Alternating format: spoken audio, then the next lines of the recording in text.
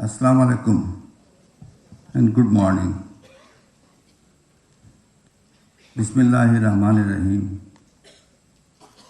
অনুষ্ঠানের সম্মানিত সভাপতি, মহিলা ও শিশু বিষয়ক মন্ত্রণালয়ের মাননীয় মন্ত্রী অধ্যাপক doctor AZM Zahid Hossain MP, সম্মানিত বিশেষ অতিথি, বিশিষ্ট চিকিৎসক ও সমাজকর্মী ডক্টর জুবাইদা রহমান, মহিলা ও শিশু বিষয়ক মন্ত্রণালয়ের মাননীয় প্রতিমন্ত্রী ফারজানা শারমিন এমপি, বাংলাদেশ জাতিসংঘ উন্নয়ন কর্মসূচি UNDPর আবাসিক প্রতিনিধি মিস্টার স্টিফেন লিলা, মন্ত্রিসভা ও জাতীয় সংসদের মাননীয় সদস্যবৃন্দ,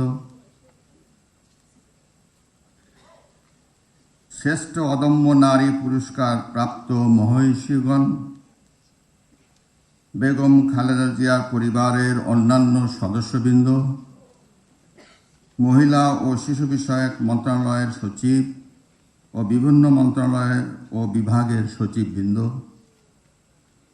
উপস্থিত উচ্চপদস্থ সামরিক ও বেসামরিক কর্মকর্তাবৃন্দ, স্টে সেফের ডাবল লেয়ার প্রোটেকশনই পিরিয়ডের হেভি ফ্লোর দিনগুলোতে আমাকে রাখে নিরাপদে। Stay safe. গণমাধ্যমের সম্মানিত প্রতিনিধিবৃন্দ এবং সম্মানিত ভদ্রমহিলা ও মহোদয়গণ, আপনাদের সকলকে জানাই আন্তরিক শুভেচ্ছা ও অভিনন্দন। আজ আন্তর্জাতিক নারী দিবস, এক ঐতিহাসিক ও তাৎপর্যপূর্ণ দিন। এ উপলক্ষে আমি বাংলাদেশ সহ বিশ্বের সকল নারীকে জানাই শুভেচ্ছা ও অভিনন্দন। নারী দিবসের এবছরের প্রতিপাদ্য আজকের পদক্ষেপ আগামীর ন্যায় বিচার, সুরক্ষিত হোক নারী ও কন্যা। সার্বজনীন বাস্তবতায় এই প্রতিপাদ্য খুবই প্রাসঙ্গিক। আমি আশা করি নারীর অধিকার ও ন্যায় বিচার নিশ্চিত করতে সরকার ও সংশ্লিষ্ট সবাই এখন কার্যকর পদক্ষেপ গ্রহণে সচেষ্ট হবেন। সম্মানিত সুধীবৃন্দ, মার্চ আমাদের গৌরবের মাস। আমরা বলি অগ্নিঝরা মার্চ, স্বাধীনতার মাস।